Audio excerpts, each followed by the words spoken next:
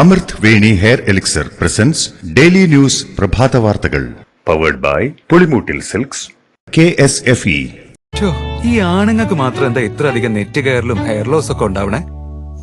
ആണുങ്ങളുടെ ഹെയർ ലോസിന്റെ major reasons തന്നെ ഡിഫറെന്റ് ആണ്. സ്കാൽപ്പിലുള്ള 5 ആൽഫ റിഡക്ടേസ് എന്ന എൻസൈം നിങ്ങളുടെ ഹോർമോണുമായി ചേർന്ന് ഹെയർ ഫോളിക്കിൾസിനെ ചുരുക്കുന്നു. Amrut Veni hair elixir for men use ചെയ്യൂ. പുരുഷന്മാർക്ക് വേണ്ടി ബയോടെക്നോളജി പ്രകാരം പ്രത്യേകം ഡെവലപ്പ് ചെയ്തത്. നമസ്കാരം, ഞാൻ ഡെയ്സി ബിജു. ഡെയിലി ന്യൂസിന്റെ പ്രഭാത വാർത്തകളിലേക്ക് സ്വാഗതം. ഇന്ന് മാർച്ച് 1 ശനിയാഴ്ച. താമരശ്ശേരിയിൽ വിദ്യാർത്ഥികൾ തമ്മിലുണ്ടായ ഏറ്റുമുട്ടലിൽ ഗുരുതരമായി പരിക്കേറ്റ് കോഴിക്കോട് മെഡിക്കൽ കോളേജ് ആശുപത്രിയിൽ തീവ്ര പരിചരണ വിഭാഗത്തിൽ ചികിത്സയിലായിരുന്ന 16-കാരൻ മരിച്ചു. താമരശ്ശേരി MJ ഹയർ സെക്കൻഡറി സ്കൂളിലെ 10ാം ക്ലാസ് വിദ്യാർത്ഥിയും താമരശ്ശേരി ചുങ്കം പാലോറക്കുന്ന് ഇക്ബാലിന്റെ മകനുമായ മുഹമ്മദ് ഷഹബാസാണ് ഇന്ന് പുലർച്ചെ 1 മണിയോടെ മരിച്ചത്. താമരശ്ശേരി വെഴുപ്പൂർ റോഡിലെ ട്രിസ് ട്യൂഷൻ സെന്ററിന് സമീപം വ്യാഴാഴ്ച വൈകിട്ട് 6:30യോടെയായിരുന്നു സംഘർഷം. സംഭവവുമായി ബന്ധപ്പെട്ട് ട്യൂഷൻ സെന്ററിൽ പഠിക്കുന്ന താമരശ്ശേരി GVHSSലെ 5 10ാം ക്ലാസ് വിദ്യാർത്ഥികളെ താമരശ്ശേരി പോലീസ് കസ്റ്റഡിയിലെടുത്തിട്ടുണ്ട്. ട്യൂഷൻ സെന്ററിലെ 10ാം ക്ലാസ് വിദ്യാർത്ഥികളുടെ യാത്രയയപ്പ് പരിപാടിയോടനുബന്ധിച്ചുണ്ടായ കലാപരിപാടികൾക്കിടയിൽ നടന്ന വാക്കേറ്റവും കയ്യാങ്കളിയുമാണ് സംഘർഷത്തിലേക്ക് നയിച്ചത്. കുട്ടികൾ മാത്രമല്ല മുതിർന്നവരും മകനെ ക്രൂരമായി മർദ്ദിച്ചുവെന്ന് താമരശ്ശേരി സംഘർഷത്തിൽ മരണപ്പെട്ട മുഹമ്മദ് ഷഹബാസിന്റെ പിതാവ് ഇക്ബാൽ. മർദ്ദനമേറ്റ് തിരിച്ചെത്തിയ മകൻ വീട്ടിലെത്തി ഛർദ്ദിച്ചെന്നും മർദ്ദിച്ചവരെ നിയമത്തിന് മുന്നിൽ കൊണ്ടുവരണമെന്നും പിതാവ് പറഞ്ഞു. കൊല്ലം മൺട്രോ തുരുത്തിൽ മധ്യവയസ്കനെ 21-കാരൻ വെട്ടിക്കൊന്നു. മൺട്രോ തുരുത്ത് സ്വദേശി സുരേഷാണ് മരിച്ചത്. ഇന്നലെ വൈകിട്ട് 7:30ഓടെയാണ് സംഭവമുണ്ടായത്. സുരേഷിന്റെ വീടിന് സമീപത്തുള്ള അമ്പാടി എന്ന യുവാവാണ് വെട്ടിയത്. ഇയാൾ ലഹരിക്കടിമയാണെന്ന വിവരവും പുറത്തുവരുന്നുണ്ട്. സമീപത്തെ ക്ഷേത്രത്തിൽ ഉത്സവാഘോഷ പരിപാടി നടക്കുന്നതിനിടെ അവിടെ പ്രശ്നമുണ്ടാക്കിയതിന് പിന്നാലെ റെയിൽവേ ട്രാക്കിലെത്തി ആത്മഹത്യയ്ക്ക് ശ്രമിച്ച അമ്പാടിയെ രക്ഷിച്ച് വീട്ടിൽ കൊണ്ടുപോയത് കൊല്ലപ്പെട്ട സുരേഷും അടക്കമുള്ളവർ ചേർന്നായിരുന്നു. എന്നാൽ വീട്ടിലെത്തിയ ഉടൻ അമ്പാടി വെട്ടുകത്തി ഉപയോഗിച്ച സുരേഷിനെ വെട്ടുകയായിരുന്നു. സെക്രട്ടേറിയറ്റിന് മുന്നിൽ ആശാ വർക്കർമാർ നടത്തുന്ന സമരം ഇന്ന് 20 ദിവസത്തിലേക്ക് കടന്നു. അതിനിടെ ആശാ വർക്കർമാരുടെ സമരത്തെ നേരിടാൻ സർക്കാർ പുതിയ ഹെൽത്ത് വോളണ്ടിയർമാരെ തേടി NHM station mission director circular ഇറക്കി. ആയുഷ്മാൻ ഭാരത് ഹെൽത്ത് സ്കീമിൽ പുതിയ വോളണ്ടിയർമാരെ കണ്ടെത്തി പരിശീലനം നൽകാനാണ് മാർഗനിർദ്ദേശം. ആശാ വർക്കർമാർ സമരം തുടർന്നാൽ ബദൽ സംവിധാനം ഒരുക്കണമെന്ന സർക്കുലറിന് പിന്നാലെയാണ് പുതിയ നിർദ്ദേശം. സർക്കാർ നീക്കം അനുവദിക്കില്ലെന്നാണ് ആശാ വർക്കർമാരുടെ പ്രതികരണം. ആശാ വർക്കർമാരോട് CPMന് ശത്രുതാപരമായ നിലപാടില്ലെന്ന് പാർട്ടി സംസ്ഥാന സെക്രട്ടറി MV ഗോവിന്ദൻ. CITU സംസ്ഥാന വൈസ് പ്രസിഡന്റ് PB ഹർഷകുമാർ നടത്തിയ പരാമർശം അദ്ദേഹം തള്ളി. ആശാ വർക്കർമാരുടെ പ്രശ്നങ്ങൾ ചർച്ച ചെയ്ത് പരിഹരിക്കണമെന്നാണ് CPM നിലപാടെന്നും അദ്ദേഹം വ്യക്തമാക്കി. CITU നേതാവിന്റെ അധിക്ഷേപം ശരിയല്ലെന്നും വിമർശിക്കാൻ മോശം പദങ്ങൾ ഉപയോഗിക്കേണ്ട ആവശ്യമില്ലെന്നും നല്ല പദങ്ങൾ ഉപയോഗിക്കാമല്ലോ എന്നും അദ്ദേഹം ചോദിച്ചു. ആശാ വർക്കർമാരുടെ സമരസമിതി നേതാവ് S മിനിക്കെതിരായ അധിക്ഷേപത്തിൽ ഉറച്ച് CITU നേതാവ്. S മിനി സാംക്രമിക രോഗം പരത്തുന്ന കീടമാണെന്ന പരാമർശം ബോധപൂർവം പറഞ്ഞതാണെന്ന് CITU സംസ്ഥാന വൈസ് പ്രസിഡന്റ് PB ഹർഷകുമാർ പറഞ്ഞു. മുൻ പ്രസ്താവനയിൽ ഉറച്ച ഹർഷകുമാർ മിനിക്കെതിരെ അധിക്ഷേപം തുടർന്നു. കേരളത്തിൽ കോൺഗ്രസ് നേതാക്കൾക്കിടയിൽ സമ്പൂർണ്ണ ഐക്യം വേണമെന്ന് ഹൈക്കമാൻഡ്. മാധ്യമങ്ങളിൽ വ്യത്യസ്ത അഭിപ്രായം പറയാൻ ആർക്കും അവകാശമില്ലെന്നും ഹൈക്കമാൻഡ് പൂർണ്ണ നിരീക്ഷണം നടത്തുമെന്നും യോഗത്തിൽ നേതൃത്വം വ്യക്തമാക്കി. KPCC അധ്യക്ഷനെ മാറ്റുന്ന കാര്യമുൾപ്പെടെ യോഗത്തിൽ ചർച്ചയായില്ല. പരാതിയുള്ള DCCകളിൽ മാത്രം പുനഃസംഘടന നടത്താനും യോഗത്തിൽ തീരുമാനിച്ചു. തോമസ് K തോമസ് MLA NCPയുടെ പുതിയ സംസ്ഥാന അധ്യക്ഷൻ. മന്ത്രി AK ശശീന്ദ്രന്റെ പിന്തുണയോടെയാണ് PC ചാക്കോയെ രാജിവെപ്പിച്ച് പാർട്ടി തലപ്പത്ത് തോമസ് എത്തുന്നത്. PM സുരേഷ് ബാബുവും PK രാജനുമാണ് പുതിയ വർക്കിംഗ് പ്രസിഡന്റുമാർ. മുണ്ടക്കൈ ചൂരൽമല ഉരുൾപൊട്ടൽ ദുരന്ത ബാധിതരുടെ പുനരധിവാസത്തിൽ സർക്കാരിന്റെ ഭാഗത്തുനിന്ന് ഒരു കാലതാമസവും ഉണ്ടായിട്ടില്ലെന്ന് റവന്യൂ ഭവന വകുപ്പ് മന്ത്രി K രാജൻ. വീടുകൾ നിർമ്മിച്ചു തരാമെന്നേറ്റ ഏജൻസികളുമായും രാഷ്ട്രീയ പ്രസ്ഥാനങ്ങളുമായും സ്പോൺസർമാരുമായും മുഖ്യമന്ത്രി ഉൾപ്പെടെ ആശയവിനിമയം നടത്തിയിരുന്നതായും മന്ത്രി പറഞ്ഞു. മുണ്ടക്കൈ ചൂരൽമല ഉരുൾപൊട്ടൽ ദുരന്ത ബാധിതരുടെ പുനരധിവാസം സംബന്ധിച്ച് തൃശൂർ രാമനിലയം ഗസ്റ്റ് ഹൌസിൽ നടത്തിയ വാർത്താ സമ്മേളനത്തിൽ സംസാരിക്കുകയായിരുന്നു മന്ത്രി.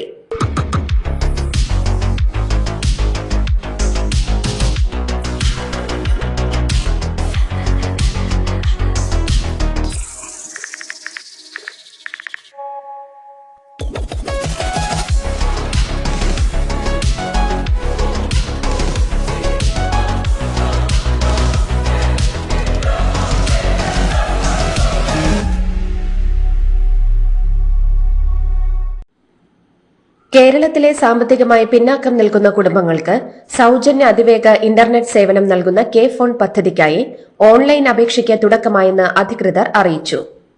പദ്ധതിയുടെ ഭാഗമായി BPL വിഭാഗത്തിലുള്ള കുടുംബങ്ങളിലേക്ക് കെ ഫോൺ കണക്ഷനുകൾ ലഭ്യമാകുന്നതിനായി ഇപ്പോൾ ഓൺലൈനായി അപേക്ഷിക്കാം. കൂടാതെ 90 61 60 44 66 എന്ന വാട്സ്ആപ്പ് നമ്പറിലേക്ക് കെ ഫോൺ BPL എന്ന് ടൈപ്പ് ചെയ്തയച്ചാൽ തുടർ നടപടികൾ വാട്സാപ്പിലൂടെയും ലഭ്യമാകും. എല്ലാ അടിയന്തര സേവനങ്ങളും ഇനി ഒറ്റ നമ്പറിൽ ലഭിക്കുമെന്ന് Kerala police. Police, fire, ambulance എന്നിങ്ങനെ എല്ലാ അടിയന്തര സേവനങ്ങൾക്കും 112 എന്ന നമ്പറിൽ വിളിക്കാം. അടിയന്തര സേവനങ്ങൾക്ക് രാജ്യം മുഴുവൻ ഒറ്റ കൺട്രോൾ റൂം നമ്പറിലേക്ക് മാറുന്നതിന്റെ ഭാഗമായുള്ള ERSS സംവിധാനത്തിന്റെ ഭാഗമായാണ് പോലീസ് സേവനങ്ങൾ 100 നിന്ന് 112 എന്ന നമ്പറിലേക്ക് മാറ്റിയിരിക്കുന്നത്. KSRTC എറണാകുളം ബസ് സ്റ്റേഷനിൽ ശീതീകരിച്ച വിശ്രമ കേന്ദ്രം ഇന്ന് ഉദ്ഘാടനം ചെയ്യും. ഉപഭോക്തൃ സൌഹൃദ സേവനങ്ങൾ മെച്ചപ്പെടുത്തുന്നതിന്റെ ഭാഗമായി ശീതീകരിച്ച വിശ്രമ കേന്ദ്രങ്ങൾ KSRTC ബസ് സ്റ്റേഷനുകളിൽ സ്ഥാപിച്ചു വരികയാണ്. എറണാകുളം MLA TJ വിനോദ് ഉദ്ഘാടനം നിർവഹിക്കും.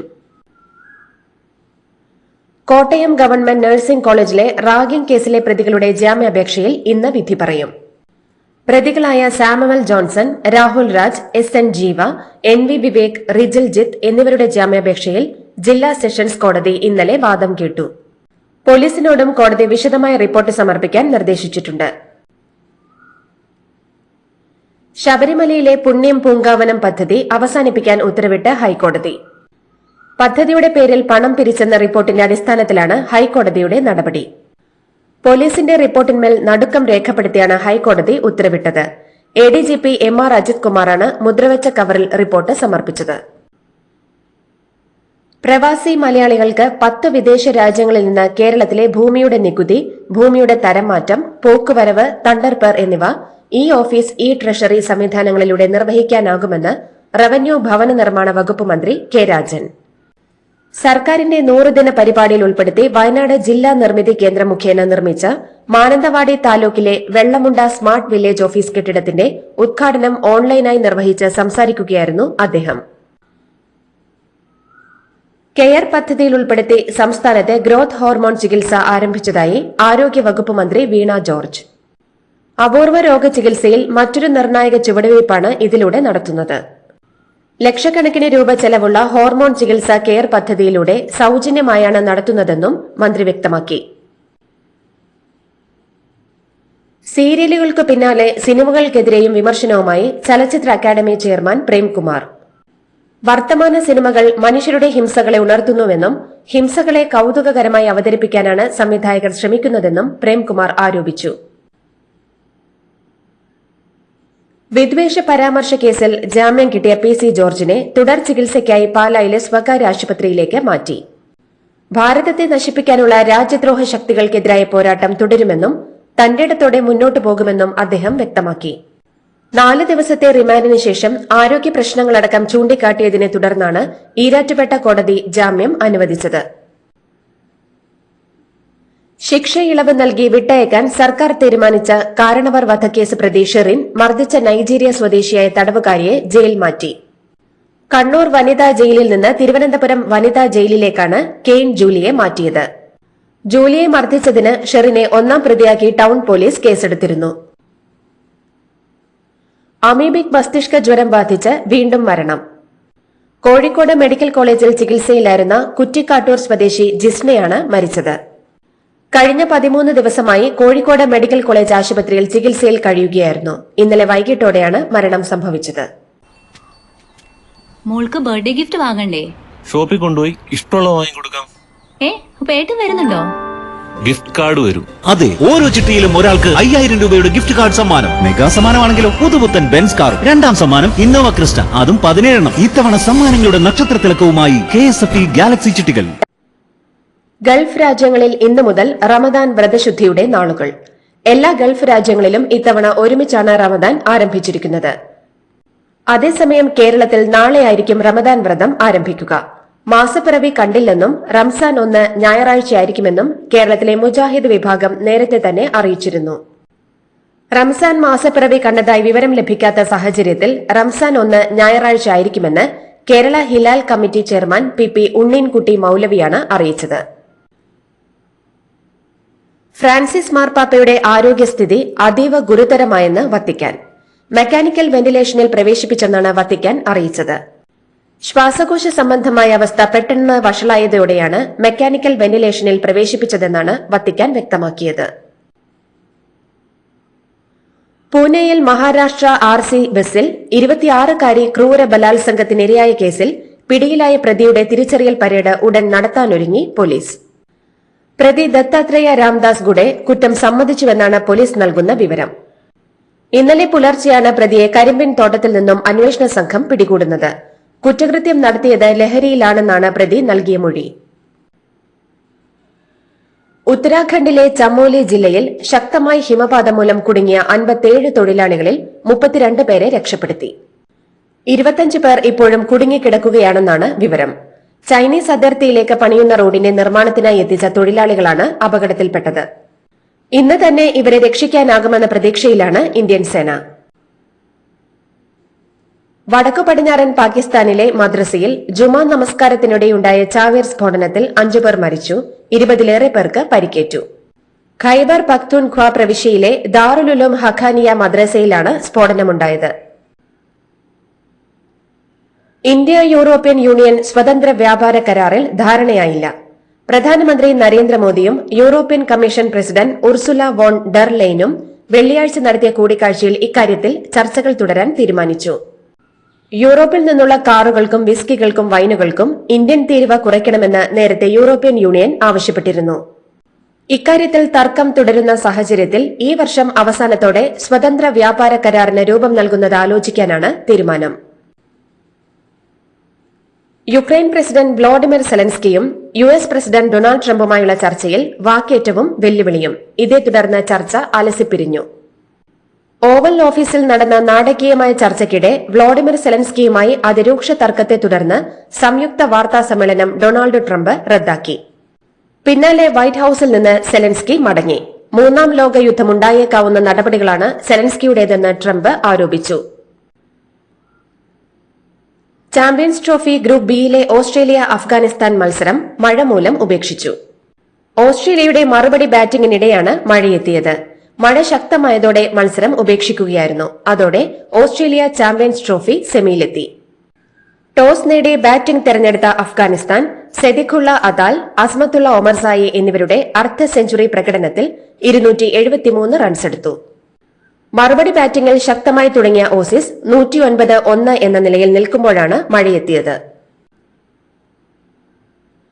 ചാമ്പ്യൻസ് ട്രോഫിയിൽ അഫ്ഗാനിസ്ഥാനോട് തോറ്റ് പുറത്തായതിനു പിന്നാലെ ഇംഗ്ലണ്ട് ക്യാപ്റ്റൻ സ്ഥാനം രാജിവെച്ച് ജോസ് ബട്ട്ലർ. ഏകദിന T20 നായക സ്ഥാനമാണ് ഒഴിഞ്ഞത്. ഇംഗ്ലണ്ടിന്റെ നായകസ്ഥാനം രാജിവെക്കുകയാണെന്ന് ബട്ട്ലർ അറിയിച്ചു. ഇതോടുകൂടി ഡെയിലി ന്യൂസിന്റെ ഇന്നത്തെ പ്രഭാത വാർത്തകൾ സമാപിക്കുന്നു. ഡെയിലി ന്യൂസിന് വേണ്ടി വാർത്തകൾ വായിച്ചത് ഡെയ്സി ബിജു.